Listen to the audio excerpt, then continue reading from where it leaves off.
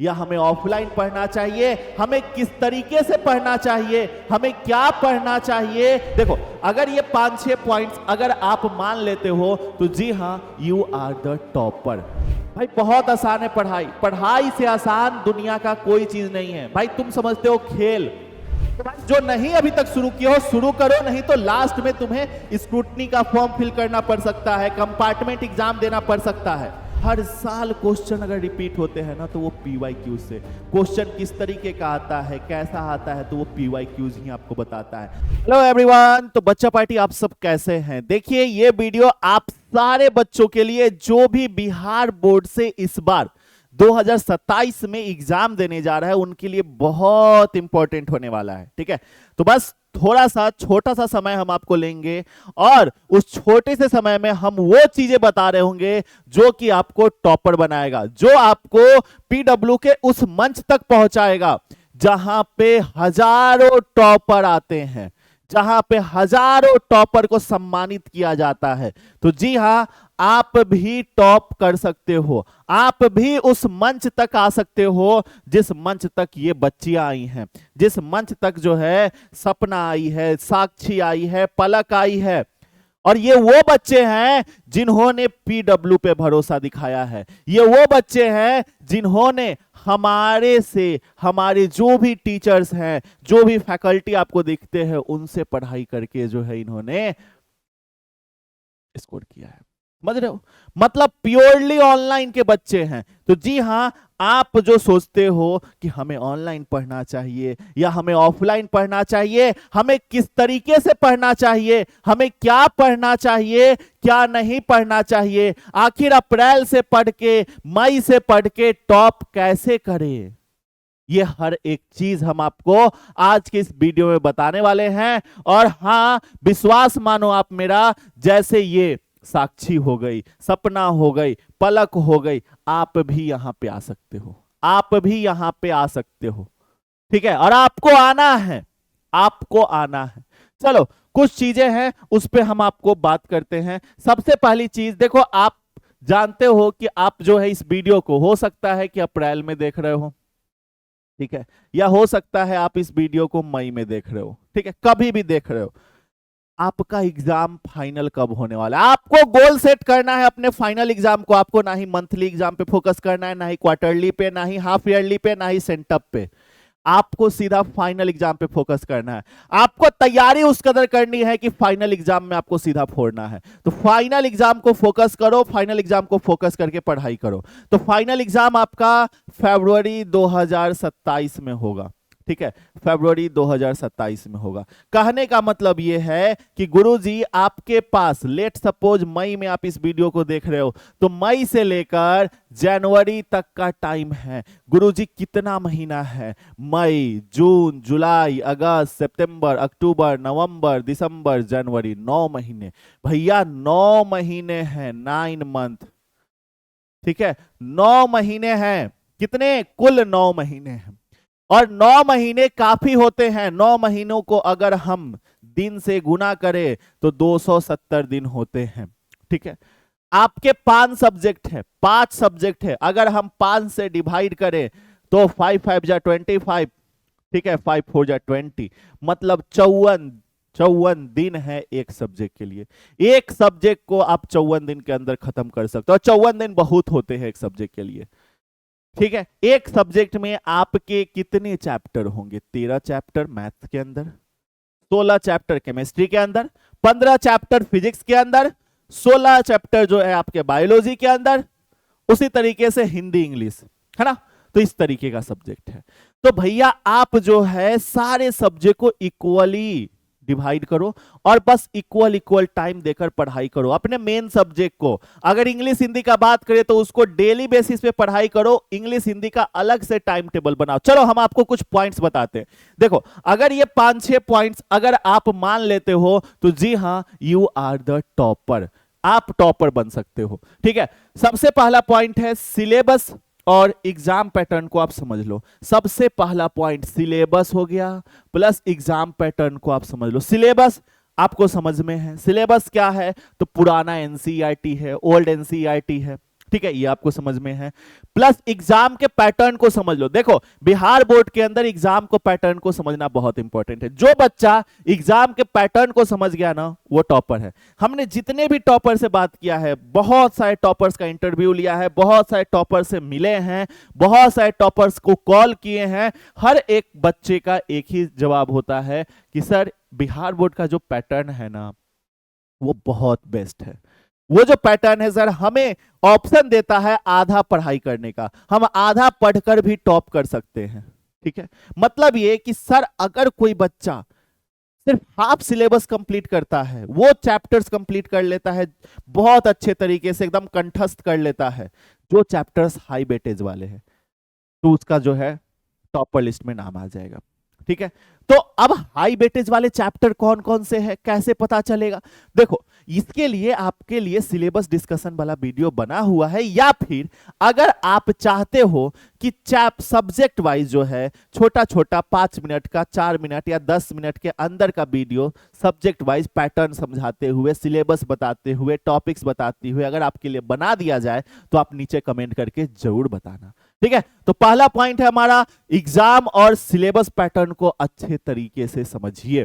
ठीक है, दूसरा है सब्जेक्ट वाइज स्ट्रेटजी। ये बहुत इंपॉर्टेंट है, ये बहुत इंपॉर्टेंट है सब्जेक्ट वाइज स्ट्रेटजी बनाना। मतलब हर सब्जेक्ट में आप सेम स्ट्रेटजी फॉलो नहीं कर सकते। अगर फिजिक्स है तो फिजिक्स के अंदर आपको डेरिवेशन पे फोकस करना पड़ेगा, क्योंकि डेरिवेशन से आपका एमसीक्यू बनेगा, डेरिवेशन से आपका कंसेप्ट क्लियर होगा, डेरिवेशन से आपका लॉन्ग आंसर क्वेश्चन बनेगा।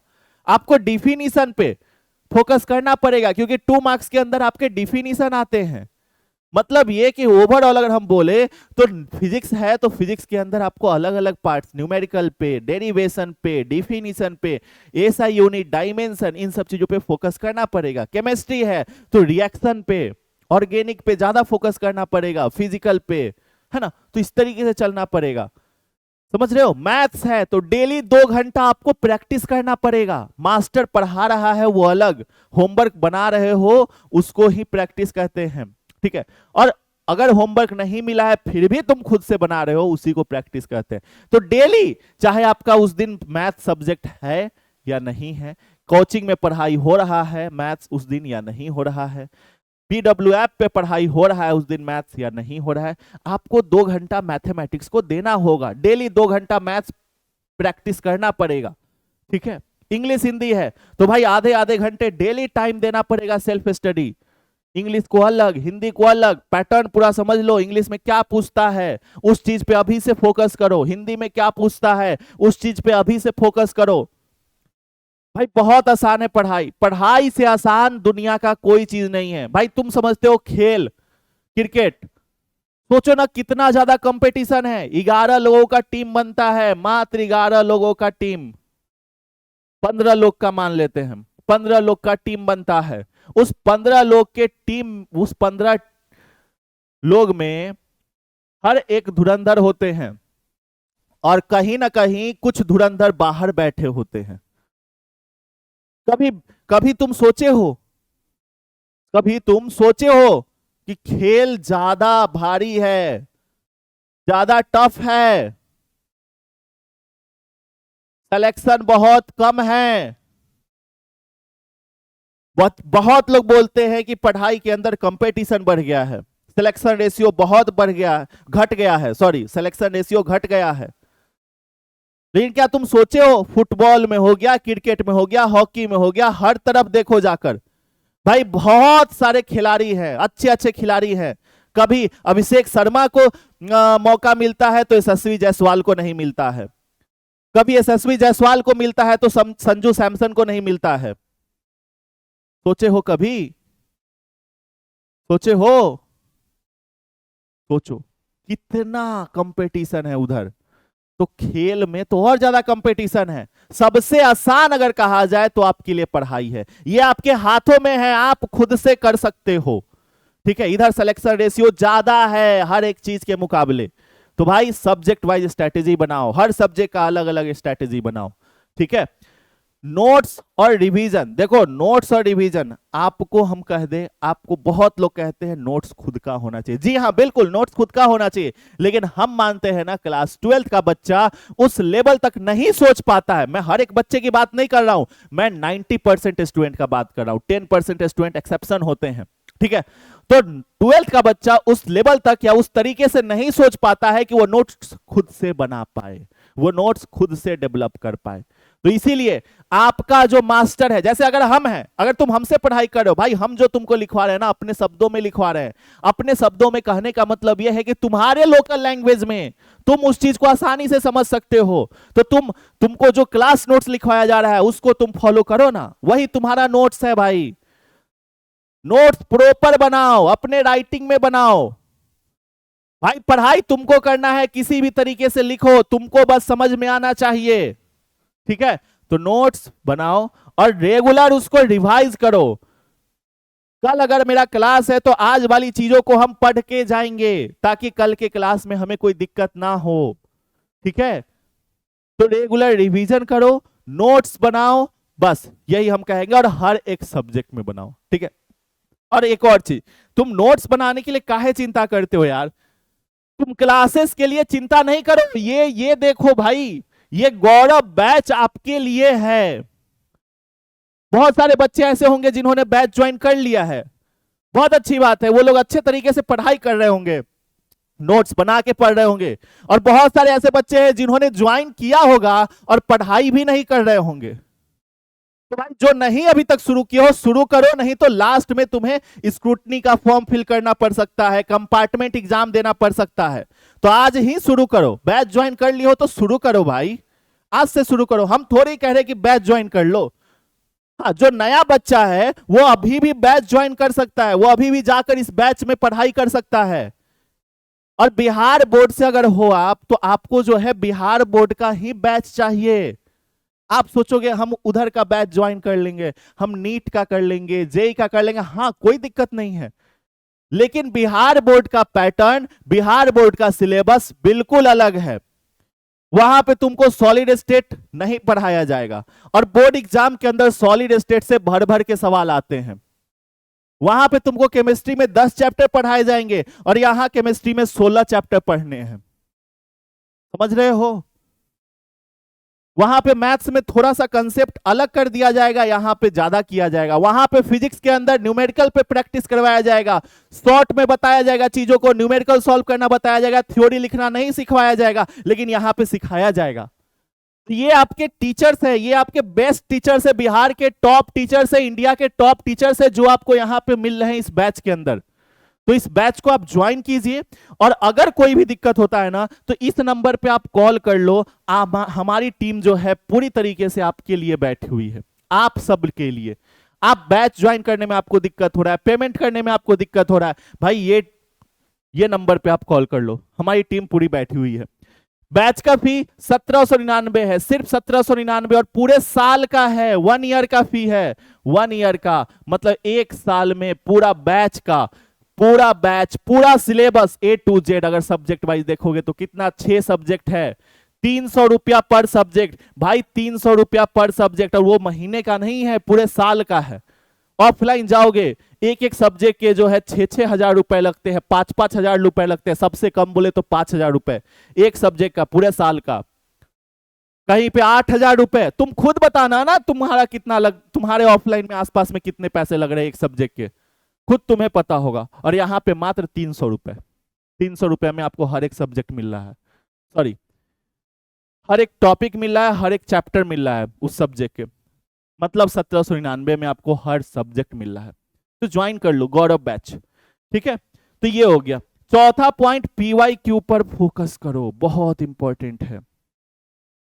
देखो हर साल क्वेश्चन अगर रिपीट होते हैं ना तो वो PYQ से, क्वेश्चन किस तरीके का आता है, कैसा आता है, तो वो PYQs ही आपको बताता है। तो PYQ, प्रीवियस ईयर क्वेश्चन पे आप फोकस करो। और प्रीवियस ईयर क्वेश्चन जो है ना, क्वेश्चन बैंक, भाई सबसे बढ़िया क्वेश्चन बैंक आपका PW का है।